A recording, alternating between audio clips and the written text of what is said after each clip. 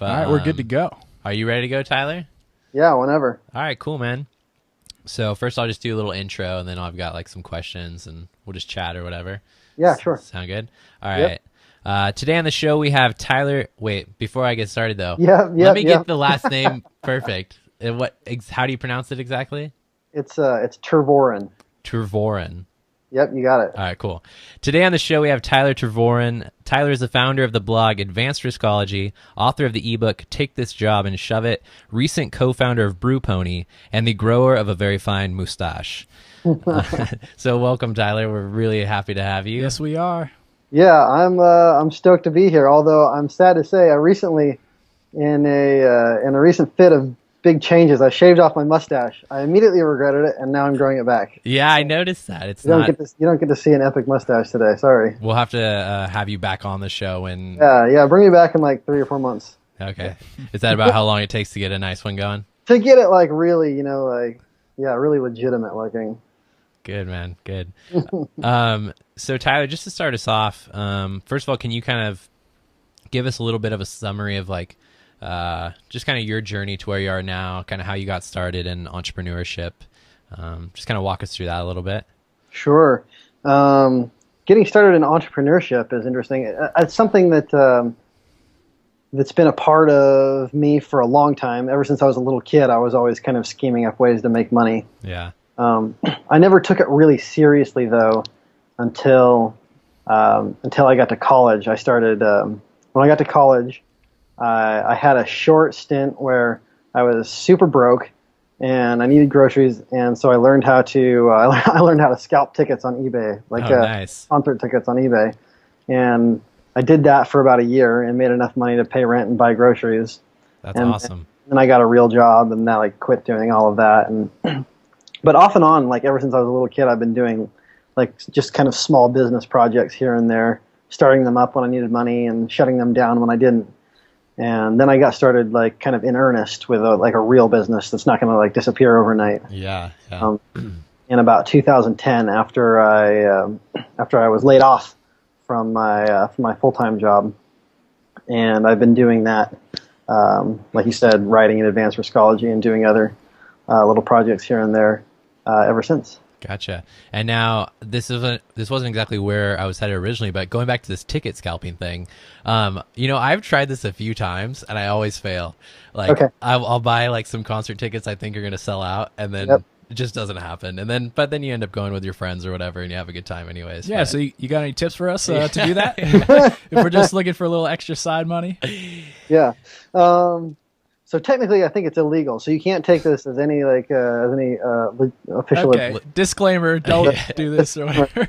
No, don't try this at home, kids. Yeah. No, what I always did, and I had like when I first started, I had a few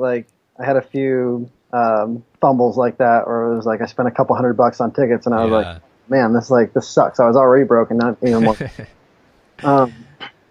But what worked for me was, well, at the time I was super into music.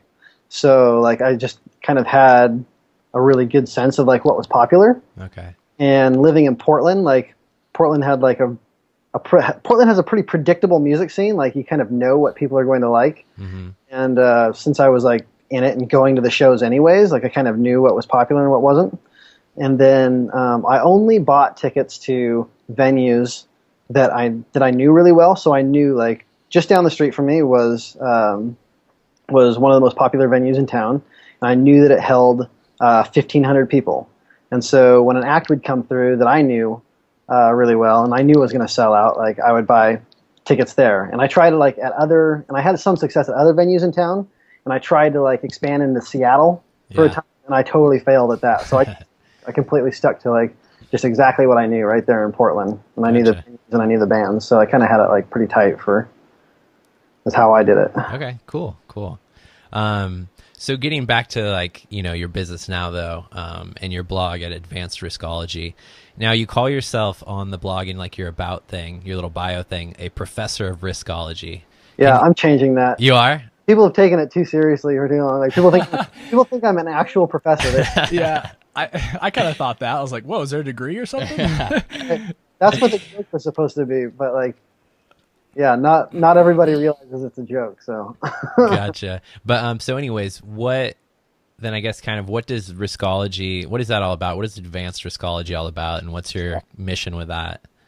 well, it's a made up word, but I think that like when it kind of like you say Riskology, like most people like kind of have an idea of what it means. Like it's kind of the study of risk taking. Yeah, yeah.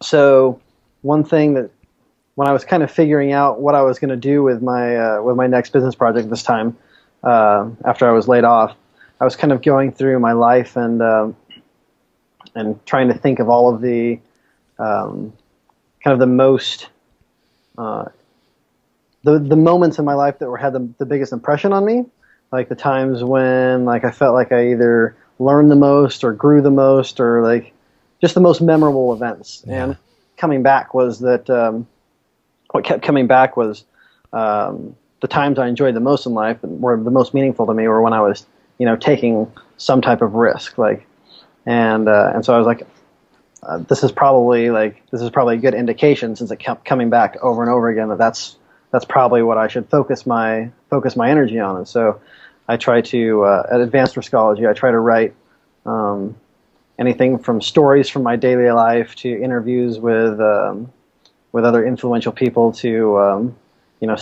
random strategies for different things I'm trying in my life, but all about basically how to take something that looks risky and like kind of dissect it so that you can kind of manage the risk out of it, so that you can basically finding ways to get started on big projects that are normally too scary to get started on. Gotcha. Yeah, I really love that whole concept. I read, and you might know him because he's from Portland too, but Donald Miller. I know of Donald Miller. Okay, gotcha. Yeah. But I read his book, A Million Miles in 1,000 Years, and it's kind of about risk taking, but more like it's about framing your life as like a story, and kind of just getting outside your comfort zone and looking at like realizing that the concepts that or the kind of the components of like any good story, any good movie or book are going to be the same things that make your life interesting or worth living or what have you. But so it kind of reminded me of that, and I can definitely get behind something like that. So I love kind of just the message of Riskology. That's cool. Yeah, well, all of the greatest stories, right? Like even all the greatest fictional stories are the ones that you can kind of see yourself in, right? Mm-hmm. And so like that's what great fiction writers do is they create like a story that is just beyond, right? Like what you think is possible for you, but something you can see yourself within. Yeah. So like, and that's kind of like that's something that drives me is like how do I like kind of take that. How do I take that scene that you can see yourself in and actually put yourself in it, right? Because it's totally attainable. Like, yeah, definitely. So besides that tip of putting yourself into that story just above and beyond your grasp, what other tips do you have for people that want to, break their risks down into more consumable bits? So the way it typically works the way that like I think what I find scares people the most is they have this idea of what they want for themselves, right? But they don't like it's not defined enough. So first of all, like there's a few steps involved. So first of all, you have to actually know what you want, right? Like you can't go get what you want from life until you know what it is. So like, and that doesn't have to be anything like really profound or really like. You don't have to go on like some journey across the universe or anything to like figure it out. Like you just have to kind of pick something that sounds interesting to you and pick something that you can actually, envision. Because once you can envision it, you can see kind of the pieces that need to fall into place to make it happen. And then like once you kind of have the vision, usually it's too big, right? Like usually it's, you know what it is, but like it's way too scary to even start on. It's like you don't even know where to start. So what I always say to do is just cut it in half, right? So like, you got this big goal, like cut the goal in half and keep going. Like you might have to do it 100 times, right? Like a piece of paper and just like keep dividing by 2 until you get to something like that you can do in like the next 30 seconds, right? Like so that's something that's really big for me is constantly being able to like take action, because the only way you ever get to your goal is by is through a million, like you said, a million miles in 1,000 years, like many little steps, right? So to go a long distance, right, to go a very long distance, go a short distance many times. Yeah. So for me, that's what it's all about. Is like if I can't figure out where to start, it's because what I'm trying to start is still too big. So I'll say like, oh, this, like, I don't know what to do now. This is still too big. So I'll try to cut it down again. Like, what can I do? What can I literally do right now that's just like one little thing to take a step in the right direction? Yeah. And the beautiful thing about that is, although you don't get much done with that little tiny task, like it totally inspires you to like keep going. So once you do one little task, you tend to do, more. Yeah. It kind of builds momentum. Yeah. It snowballs. Can you give us an example of kind of how you've, like a specific example of doing this in your business or maybe personal goals, or, this example of, cutting in half multiple times to get to a step? So when I first started Advanced Riskology, I made the decision to, I have this thing called the 1% Club. And it's 2 goals in one. Basically, I'm trying to join the 7 Summits Club, which means I'm going to climb the tallest peak on each continent. Nice. And then run a marathon on every continent, which is the 7 Continents Club. And like, that's only 14 things.